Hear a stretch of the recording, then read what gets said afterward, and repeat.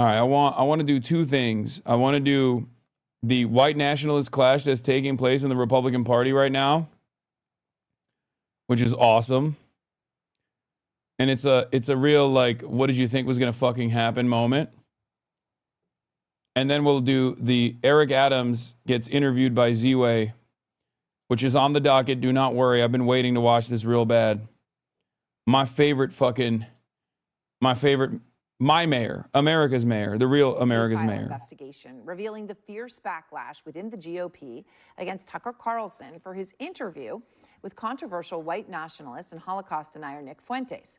So now this controversy is rocking one of America's most influential conservative groups, the Heritage Foundation, which helped create Project 2025. Kevin Roberts is the president of Heritage, and he is in damage control. I mean, initially he defended Carlson's interview. It was an interview that drew bipartisan outrage over comments like this. And I think that neoconservatism, where does it arise from? It arises from Jewish leftists who were mugged by reality when they saw the surprise attack in the Yom Kippur War. Yeah, well, that's a lot of it for sure. But then, like, how do you explain Mike Huckabee, Ted Cruz, and there are a lot like that, John Bolton. I mean, I've known them all, George W. Bush, like Karl Rove. I mean, all people I know personally who I've seen, like, be seized by this brain virus, and they're not Jewish. What you're saying about putting aside the tribal interest for the corporate interest, Yes. That's absolutely the case. The main challenge to that, a big challenge to that, is organized Jewry in America. So Roberts now says that he was wrong to defend Carlson over that interview. Organized Jewry in America. Okay, which way, Western man?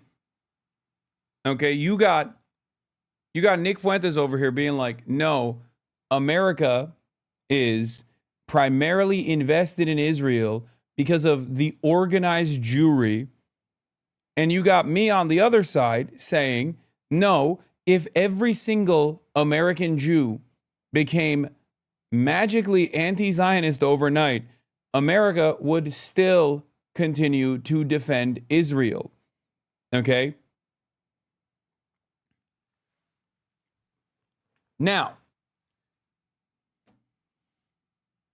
the pro-Israel advocacy network that masquerades as a Jewish advocacy network, because it's not, does it actually have tremendous amounts of influence? Of course it does.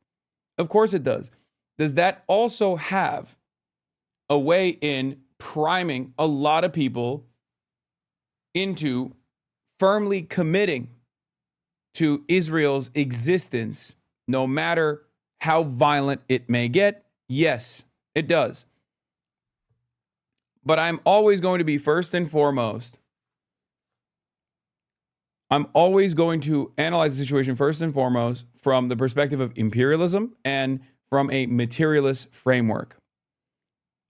Okay? The entire reason as to why, for example, there is only one marginalized group's advocacy network that has institutional, like significant institutional power as opposed to others, even if other marginalized groups actually experience systematic racism, for example, is not because Americans by and large think Jews are magic people and they need to have a special place in American society, or because they're hypnotized by the organized Jewry, as Nick Fuentes is claiming. It's because it suits the purpose of the State Department in its endless desire to attach itself and fund the state of Israel as a destabilizing, unsinkable aircraft carrier in a resource-rich region. That is the major reason as to why the advocacy networks even exist, or it is a major reason as to why those advocacy networks have any sort of institutional prowess, any sort of institutional influence to begin with. This is why I brought up the example of, like, you know, systemic racism against black people that very much exists, and in a way where no such comparable marginalization in contemporary society exists for Jews, right? There is no comparison. If you were to try and make this comparison, people will fucking laugh at you, right? People are like, what the fuck are you talking about? This doesn't mean that anti-Semitism does not exist. It does.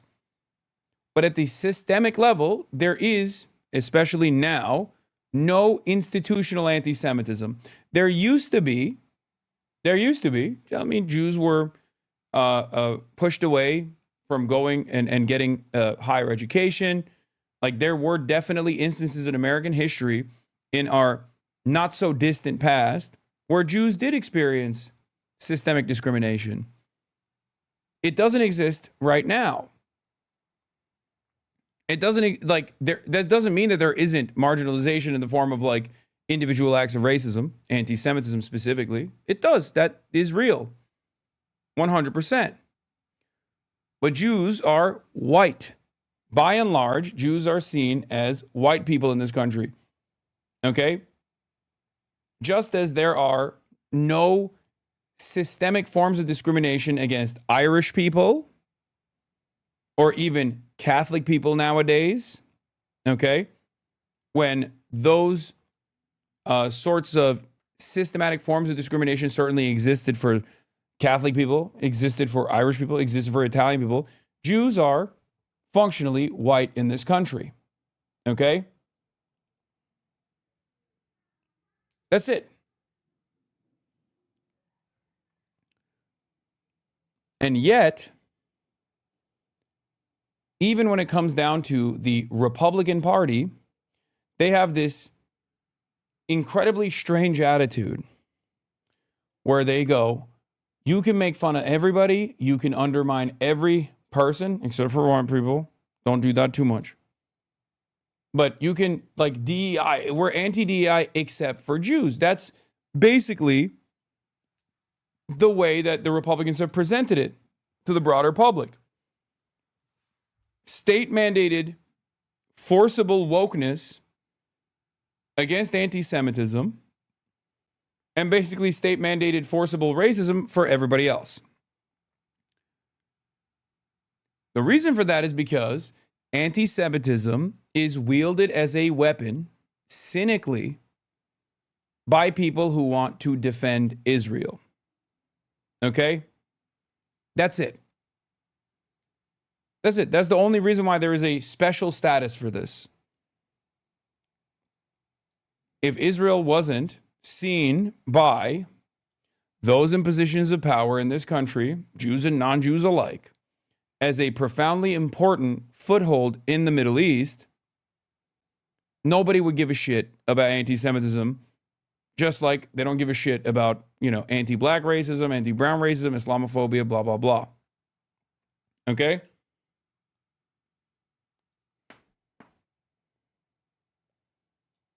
That's it. Nazi.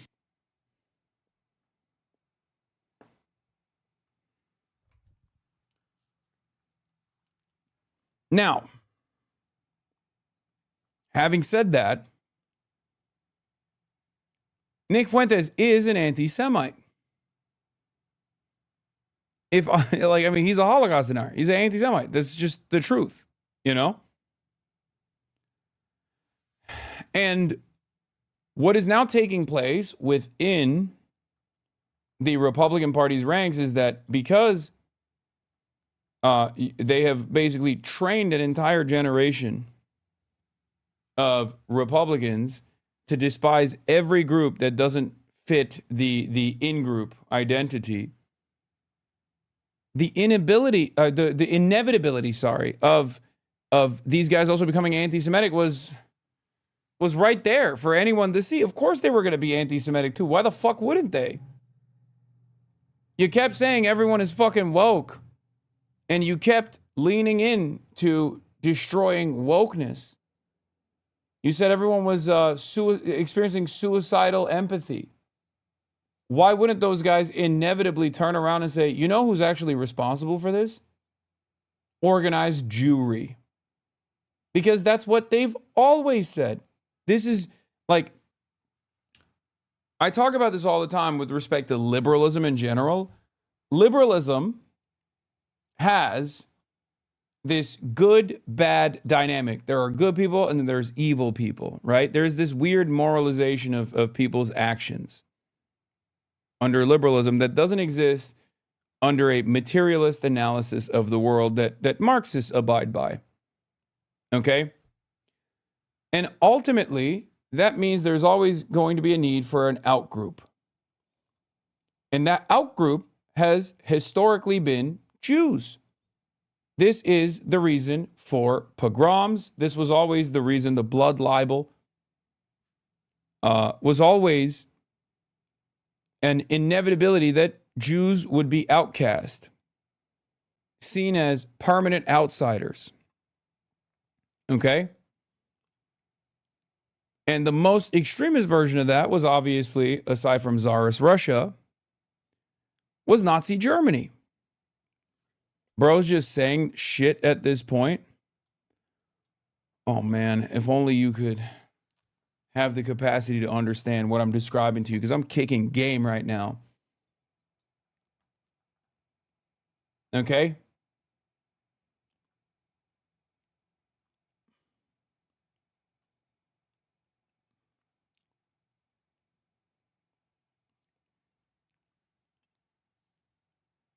If only.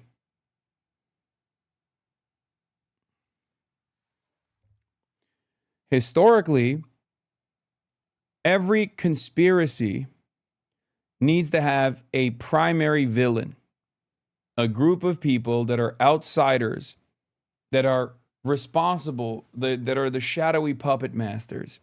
And historically, that group of people has always been Jews.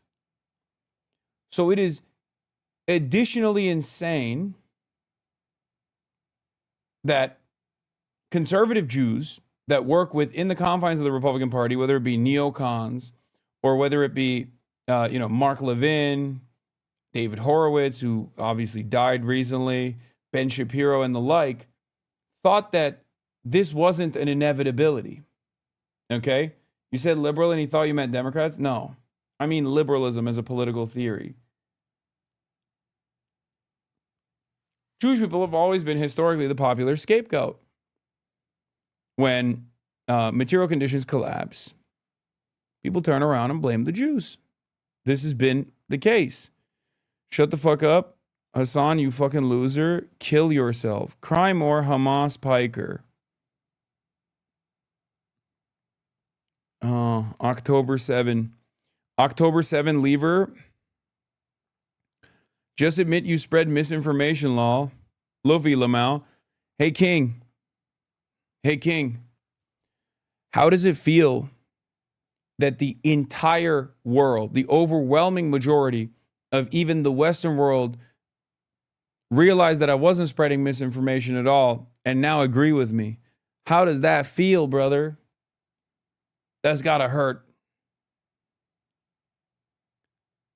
Give it a couple more years. You'll realize that I'm one of your last remaining allies. If trends continue the way that they do, you'll be coming in here once again to be like, I am so fucking sorry.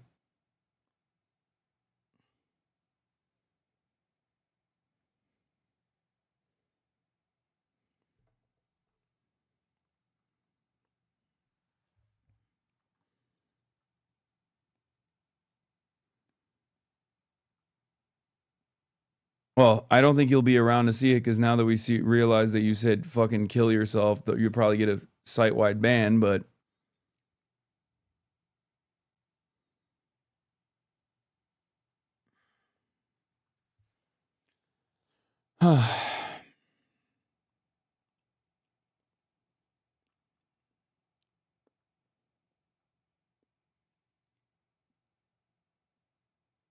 you had a great combo with the same about this exact same thing at 42 minutes. Wants you to say, but that basically the Republican. Oh yeah, rise of Jewish hatred in the media landscape.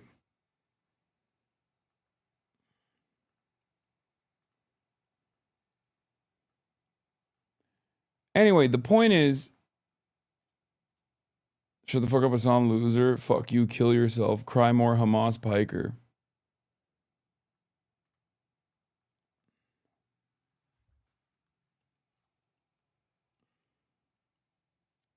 So,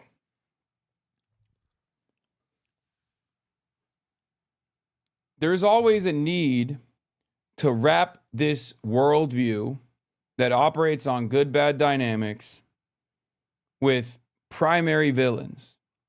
Okay? Like the people responsible for it.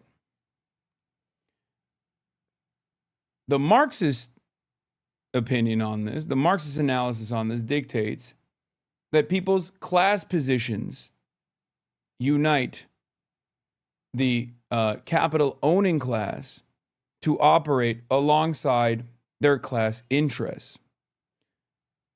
The liberal position, the capitalist position,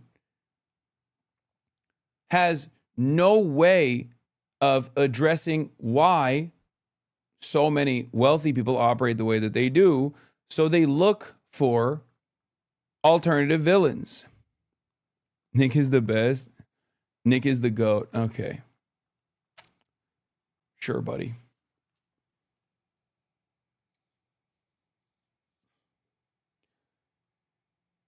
This is why the liberal position, if left unexamined, if left unaddressed, especially if the average person who considers themselves to be liberal, or the average capitalist, is not educated on any sort of Marxist alternative, any sort of materialist analysis, will inevitably try to make sense of all of the harm that they're experiencing, especially in times of unique economic hardship.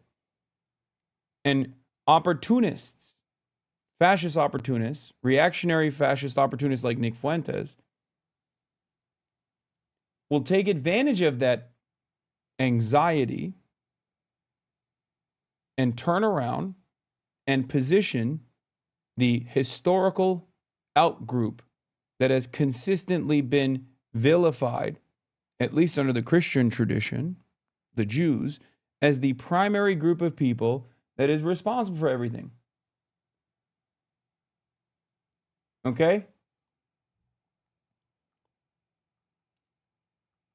That's it. You better be careful. Because if I'm a Nazi, then there's millions of young people that are following a fucking Nazi. So you better be careful about those words. You're saying I'm a Nazi, I'm a monster. There's a million monsters then. There's a million Nazis out there then. Because they love my show and they agree with me way more than they agree with you. And they're pissed off. How's he still doing this? I'm not a Nazi bit? No, he's not doing it. He's basically saying, like, what are you going to do about it? I don't think he's saying that he's not a Nazi. I think he's saying that, you don't know what's coming. He's gloating. And they'll follow me into battle. So you better be real careful. You're barking up the wrong tree with that. Yeah.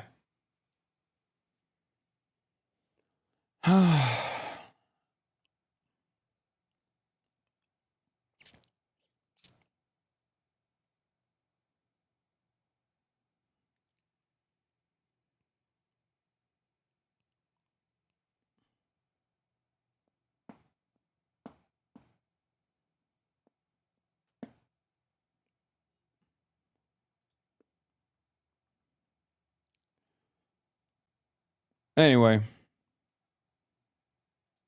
the Grobers were mad at Ted Cruz calling him a Nazi, of course, because the term, the Nazi moniker is still met with a lot of resistance by broader society.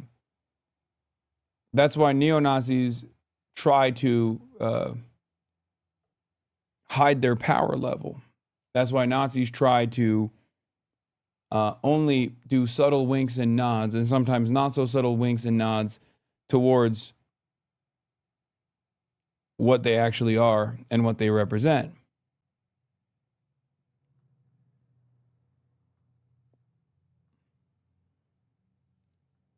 He's not hiding it well just a couple days ago. Where is the lie? Fuentes, Jews are running society. Women need to shut the fuck up. Blacks need to be in prison for the most part, and we would live in paradise. But I'm sure I'm taking this out of context, right? Where is the lie?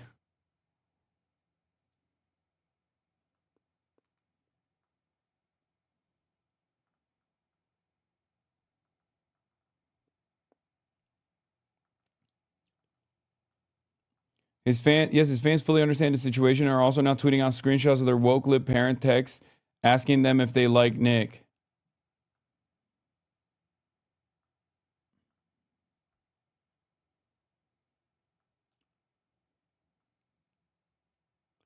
The only difference with the original Nazis is that they were ex-militaries from World War I, while in his case, it's mostly virgin incels afraid of going outside. Yeah, but the more we spend time online, the more damage you can fucking do. Own your fucking mom, dude. Time to stand up to that bitch. Time to stand my ground, says Johnny Football. So you follow/listen to Nick Fuentes? Yes. That's sick, bro. Fucking sick. I just own my mom in the marketplace of ideas. That bitch. Yeah. No more nap time. Yeah, my bitch ass mom, dude.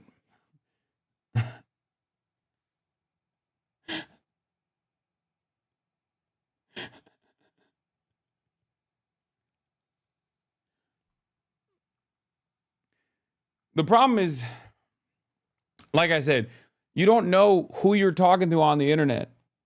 You don't know their background. In many instances, you just have no idea who the fuck you're talking to. So the difference between, like, in this moment, you can kind of get a better understanding of who this person is. But they obviously could present themselves as like yet another person. And when you have a fuck ton of losers who spend every waking moment indoors, for example, online, you can have motion online. And unfortunately, the more we spend time online, the more we greatly overemphasize what kind of motion people like Nick Fuentes have. Even if in the real world, most people will be like, what the fuck are you talking about? Shut up. The current crisis at the Heritage has been a long time in the making, a deep dive into the history of right-wing anti-Zionism and anti-Semitism. This is a useful genealogy of right-wing anti-Zionism, but searching for a respectable America First anti-Zionism in 2025 is a bit like searching for a respectable liberal Zionism. Those voices exist, but they are few and far between, and swimming against the dominant current. In theory, you may be able to pluck the Amcon brand of anti-Zionism out from the morass of conspiracism and revanchism in which it swims. In practice, it is inseparable. I agree.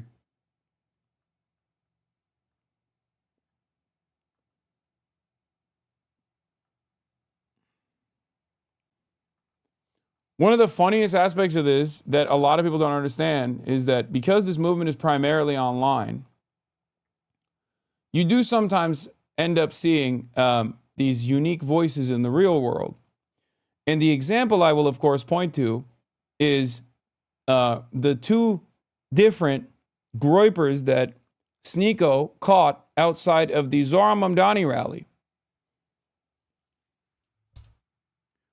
One was a brown dude, a Muslim brown dude, and the other one was Mexican.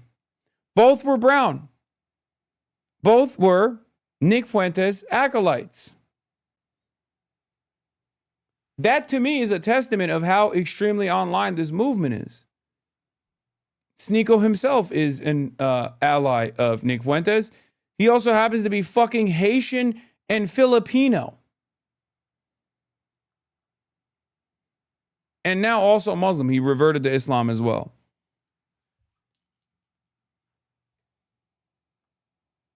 Oh, he said he's leaving the Red Pill, new grift now?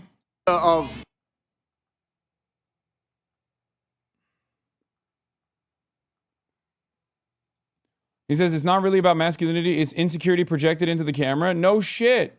I've been saying that for fucking years. No shit. All right, where is the fucking... Where you gotta find that clip of Sneeko encountering the two different groypers. I think it was like outside. It was in New York.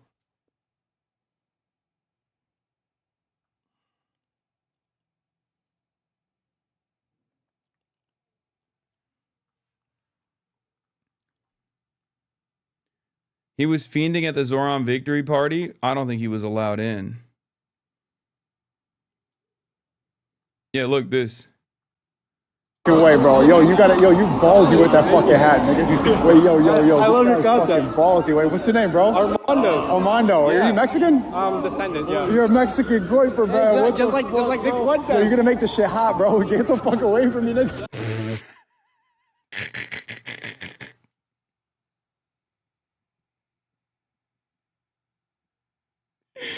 What do you say? What do you say to this guy, bro?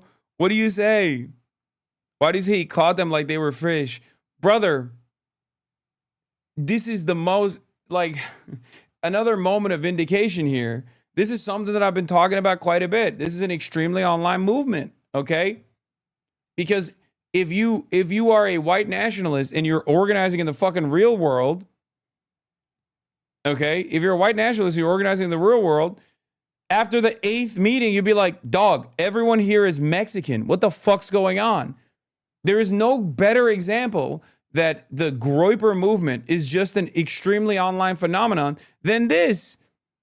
Okay? You think at the Klans meet, if after the 8th meeting, they realized that half the dudes were Guatemalan, half the dudes were fucking Muslim, that they wouldn't be like, what the fuck are we doing here? Like, here, this is the other guy. Look, he finds another one. What was that? Yeah. Okay. Umma Power, bro. What? Umma Power. Okay, for sure. You said Umma Power? Yeah. Oh, okay. You're Muslim. Yeah. Oh, salam alaikum. I never heard that before. I was just trying to. You've never heard the word Ummah before? Okay, anyway, whatever. Understand. It's what makes us. Like Umma Power. Another Groyper? Yeah. Wang Hat. Yeah, he says Wang half, which is white ass N-word. Having a, what, I forget what it was. I don't know. That's like their little call sign. What is it? Oh, going hard as fuck. White ass N-word going hard as fuck. That's what that means. I don't need to learn that. Well, now you did. You know quite a bit, boss. Bitch, this is my fucking job. Of course. I am literally the fucking doctor of racism. Why the fuck do you question me? Okay? I know everything about racism. I have a PhD in white supremacy.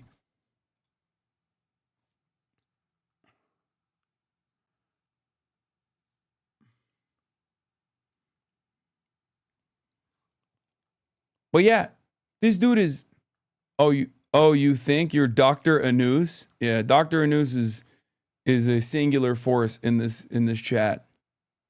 What? Niggas is multiplying. We a Mexican Groyper. What are you, Pakistani? No. What are you? I'm like from the Middle East side, like the upper side. What? Yeah. What is that? The upper Middle East? Yeah. I'm not gonna dox myself, but in that region. Remember when I said one FIFA streamer came swinging at you over the Kaya stuff, and then I found out he likes Fuentes? He's Mexican-American too. His parents are fully Mexican. Brother, I mean, what do you expect? You got mad Hispanic dudes who fucking voted for Donald Trump. Why is it that crazy that a bunch of Mexican dudes on the internet found themselves following the gospel of Nick Fuentes? People are fucking desperate for a sense of community, and they want to be entertained, and they just kind of lean into this shit. At first, I think they get a response from what they have. They get a response from like the powerful entity in this is in their lives. In many instances, is school if you're young, right, or your parents, and it's about like pissing them off, right? Oh yeah, I'm getting a response out of them. And all of these like rule creators in your lives are somewhat liberal, okay? Because they want you to be raised right. They don't want you to be a fucking shithead, okay? And the more you prime your brain into this kind of reactionary politics, because you're getting a lot of negative responses out of people, the more you feel like a rule breaker, okay? The more you find yourself in this fucking community, you're like, ooh, I'm breaking rules. I'm being, wait, Dr. Anus's father is in the chat? Hi, Hassan. I was told my son came in here earlier starting trouble. I just wanted to apologize for his behavior. He's normally a good kid. I think he had a tough day at the hospital. Please do not ban him as he really loves your streams. Yes.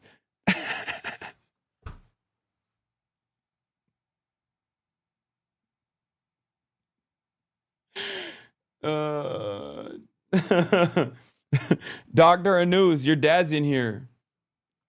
Paging Dr. Anuz. Where you at? Here we go again. Hassan talking down on Hispanics when the majority of them don't think this way. Brother, I'm just using Hispanic people as an example right now, okay? Because, well, for two reasons. Number one, because it's like very obviously incredibly contradictory, okay? Because it's a movement that wants to eradicate them from the U.S. state, nation state boundaries. And two, because we just saw a Mexican groyper. Oh.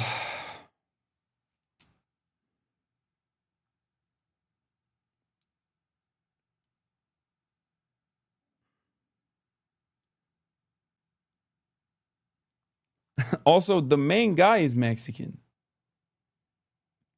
Like, Nick Fuentes is literally Mexican. So, should we not address that contradiction? The entire point of what I'm trying to explain here is that, like, this movement, by and large, has become incredibly diverse. And the reason why it has the capacity to be incredibly diverse is because it's primarily online. Okay? That's it.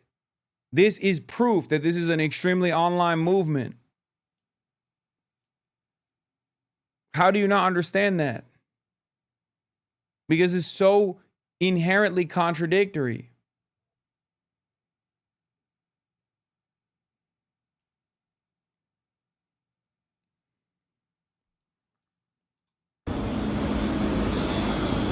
You got Wang Hass from the upper Middle East, Nick. What did you do?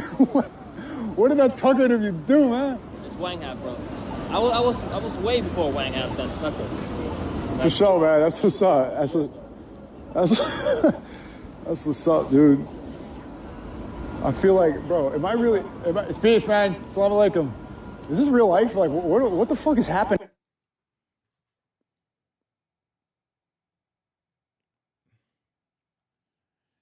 I do think, I'm going to be honest with you, I do think this shit's a wave. I think it's just like the fucking previous wave of Gamergate. Every wave creates like some of the more resilient, long-standing soldiers of this movement, right? Just like you see those fucking loser-ass, like 45-year-old video game commentary dipshits who still are just like, meh, constantly crying about titties and video games and whatnot. But the overwhelming majority of the fucking fan base inevitably grows out of this kind of shit. I also still believe that the overwhelming majority of people who are like, I'm a griper, I'm a Nazi, like the ones that are running around right now, primarily young people, are eventually going to fucking grow out of it. But that doesn't mean that the movement doesn't grow. It does. With every wave, there's still a bunch of fucking hanger-ons that stick around and actually become, permanent soldiers of this kind of cause, this kind of movement, right? But it's especially established on shaky ground when, half of the people that got your TikTok clips are like not even a part of the in-group, that are a part of the out-group that is supposed to be destroyed, ethnically cleansed. They'll unironically be in here asking for free healthcare and safety nets when their parents get tired of this shit and throw them out. That too, but like, there are people in this community that also found themselves in the throes of this like right-wing algorithm. Okay? There were people who used to watch Ben Shapiro videos. There were people who watched Steven Crowder videos. There were people who watched like whatever the OG version of Nick Fuentes was on the internet, like Stefan Molyneux, Milo Yiannopoulos, shit like that. And they fucking grew out of it, and they realized that that was embarrassing. Part of that is because they found someone like myself. In many circumstances, because they're like, yeah, I grew out of that shit. It was really stupid. Because I started watching you, and I was like, this is dumb as fuck. Yeah, Jordan Peterson, Joe Rogan. Even though Joe Rogan is still very much around and still very much a part of that same pipeline.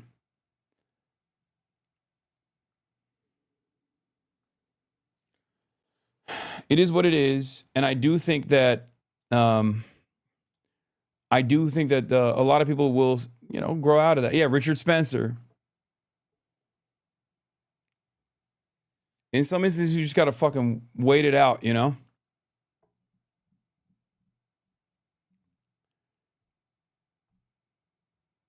But some people don't. Some people don't grow out of it.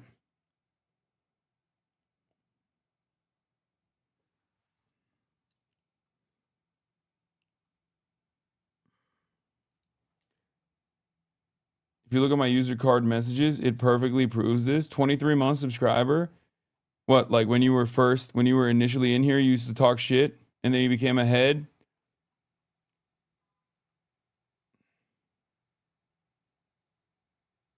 Damn, bro, you chat way too much for me to fucking go all the way up.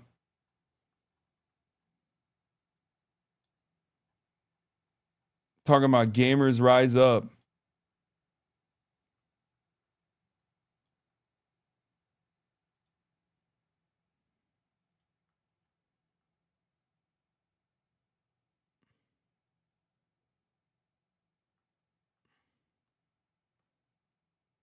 Cops need more money for better training.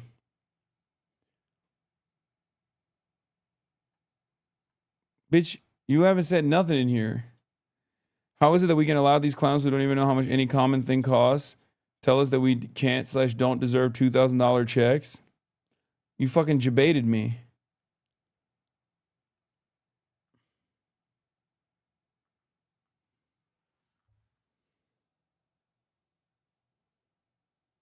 Use the middle mouse button. It doesn't always work.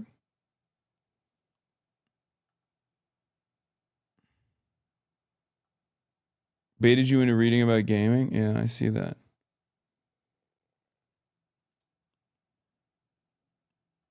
Okay, stop. I keep reading the same shit.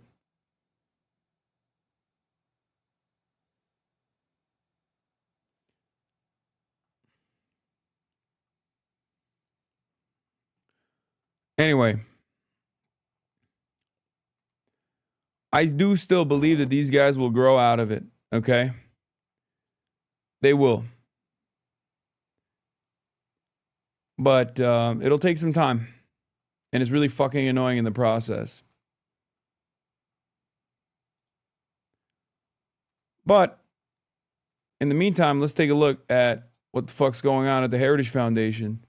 The little gropers keep finding themselves breaking these rules, But maybe it is too late. I mean, Republican after Republican are now calling out both Carlson and Heritage, including Republican Congressman Randy Fine, who is Jewish.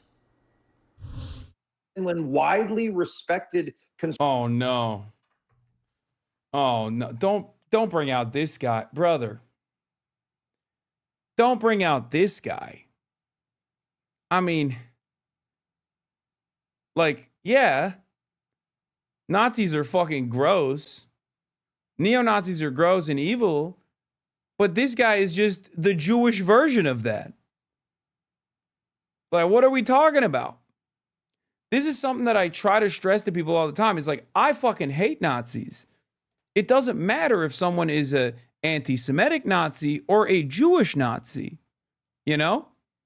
Randy Fine is quite literally a Nazi, but Jewish. He is a fascist. He is a primary supporter of Israel. He has advocated for Israel's genocide to continue. Like, what are we talking about? Fuck this guy. I don't give a shit about this guy.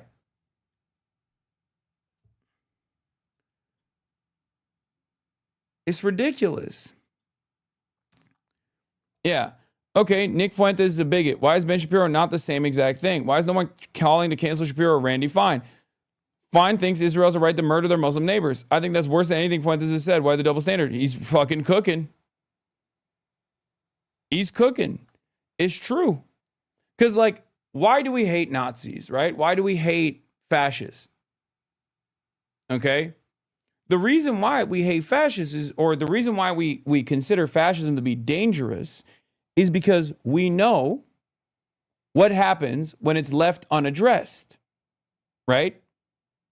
Because the most extreme version of like fascist policies in action is the Holocaust, right? Well, okay, Israeli fascists are doing the modern version of Holocaust. And we got their loudest fucking advocates amongst us all the time, chirping non-fucking stop. So in that regard, one dude is trying to restore the old guard version of Nazism. And so far, I guess his advocacy's death toll is like, I don't know, however many fucking school shootings that his fans have conducted. But Randy Fine's advocacy literally revolves around Israel, which has more numbers on the board in contemporary society. And yet, we look at Randy Fine as a perfectly valid, perfectly normal citizen and a normal part of American society. My advocacy is fuck Nick Fuentes, but we should also understand that people like Ben Shapiro and people like Randy Fine are exactly like Nick Fuentes. And we should treat them in a similar way. We should be like, yeah, you're out of your fucking mind. You're literally a conductor and defender of the modern Holocaust. It's ridiculous. Sort of thought leaders like Tucker Carlson go insane because that's what he has become.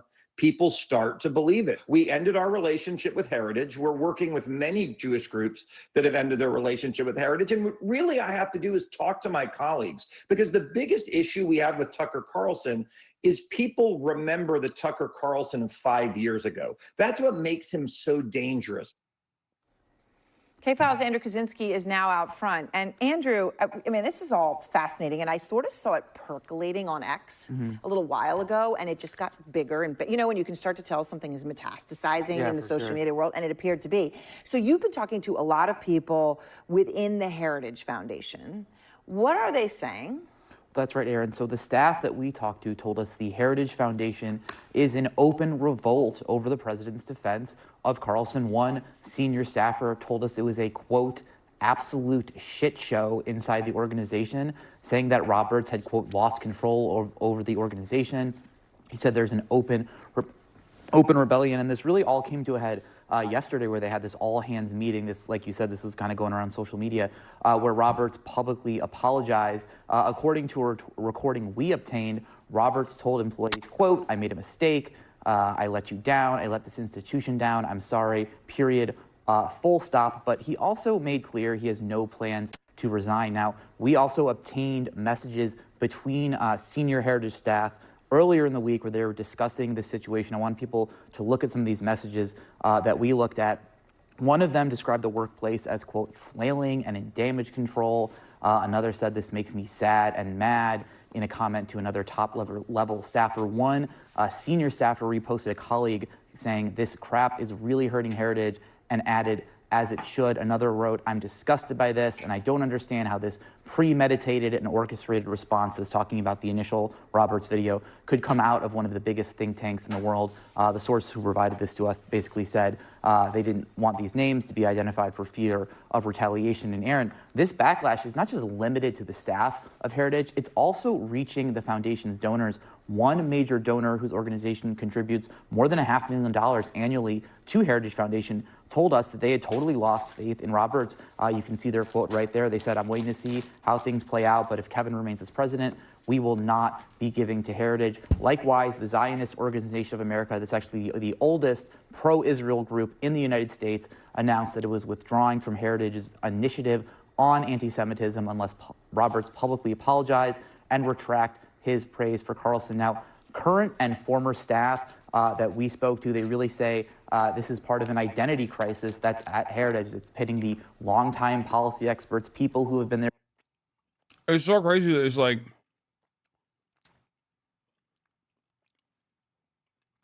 it's different flavors of fascism.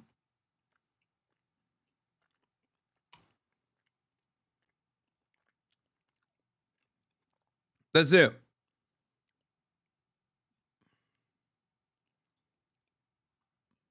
Just in, the Trump administration asked the Supreme Court to stop by 9:30 tonight the court orders requiring payment of full November SNAP benefits. Wait, what?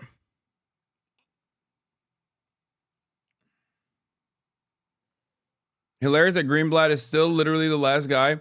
He's still ranting about protecting Jews in New York. Yeah.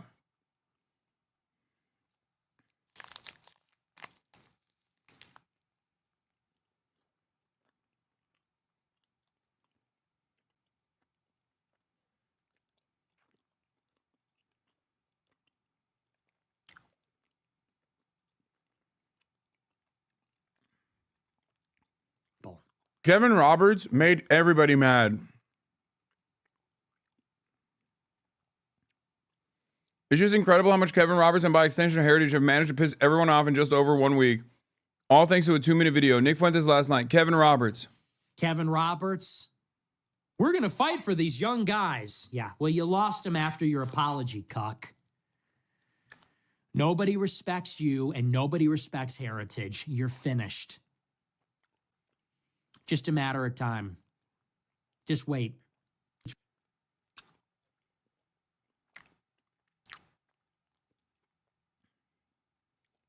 I cannot believe how much prestige this motherfucker got for being anti-Israel for years due to his anti-Semitic position. Like, it's not like he's anti-Israel because he loves the Palestinians that are being slaughtered. You know, he doesn't give a fuck about them at all. He hates Muslims. And depending on his career ambitions, he might even hate Muslims more than he hates Jews, right? Like,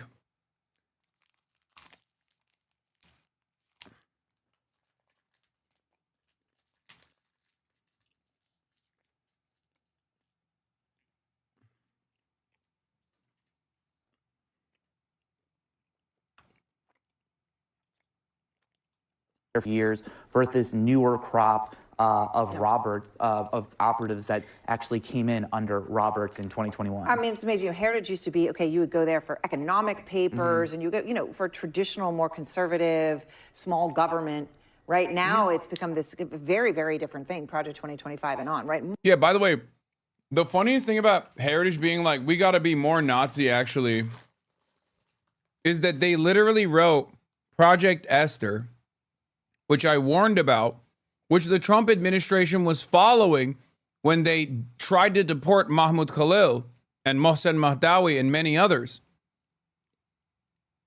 They wrote Project Esther.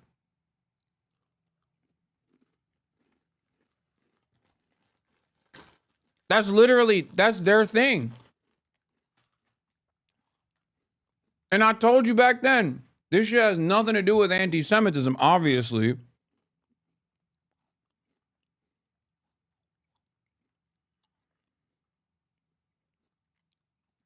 Former Heritage Foundation official straight up admits that Project Esther was designed to contradict and rebut and silence people who say Israel's committing a genocide. Were the key factors that led your organization to decide to cut ties and withdraw? Well, if one looks at the video from Kevin Roberts, the head of the Heritage Foundation from last week, he said he would back Tucker Carlson and Heritage would in all situations, would never disavow him.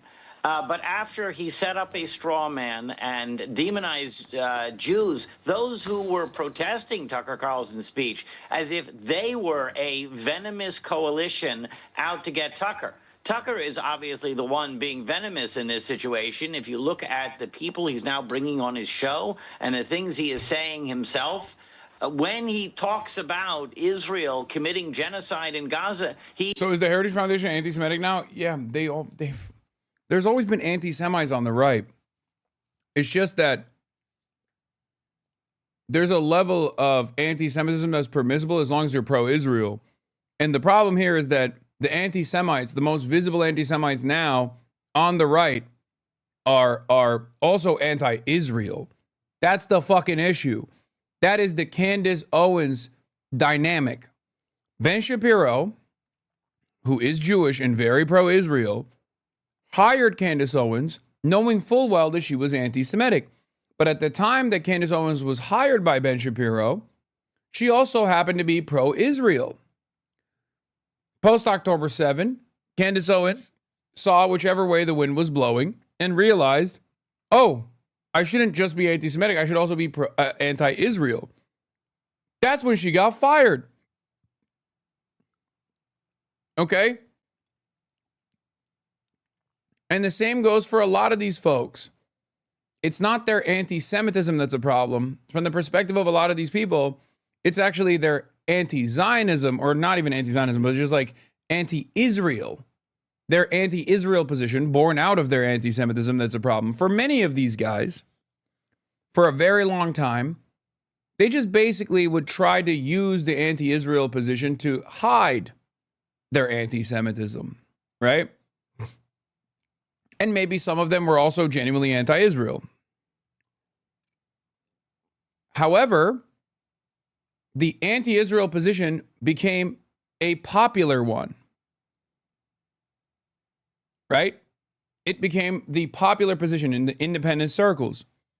And while all of the stupid fucking liberal adjacent advocacy groups like the ADL were focusing on people like myself, these guys were just running amok. They were putting numbers on the board. And they could even present their previous deplatforming as proof that they were earnest, as a proof of their honesty. To say, look, I've been deplatformed everywhere because I was saying the truth. Not just saying the truth about Israel, but saying the truth about Jews. That's the reason why Nick Fuentes became so popular in the aftermath of the collective consciousness shifting on Israel.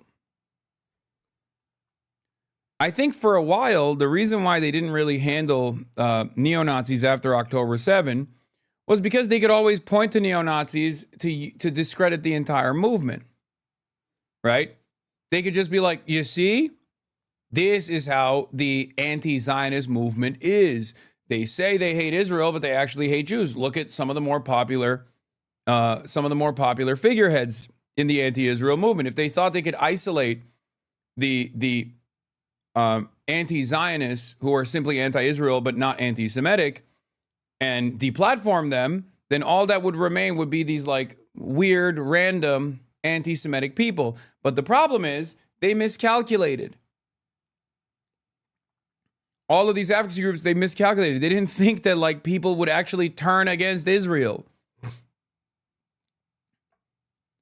So when all of the prominent voices, many of which on the right, became like some of the few popular critics of Israel, that ended up making people not just anti-Israel, but also anti-Jewish as well. If you learned about Israel's Holocaust from the likes of Tucker Carlson or the likes of, what do you call it? Fucking Nick Fuentes or Candace Owens, and not from someone like me, then yeah, you of course were like, yeah, also it's the Jews. Yeah, and this was the method for the longest time. Look, in 2015, at Ann Coulter, tweets regarding Jews, awful nonsensical. But Ann Coulter is also super pro-Israel and always has been so I won't lose sleep.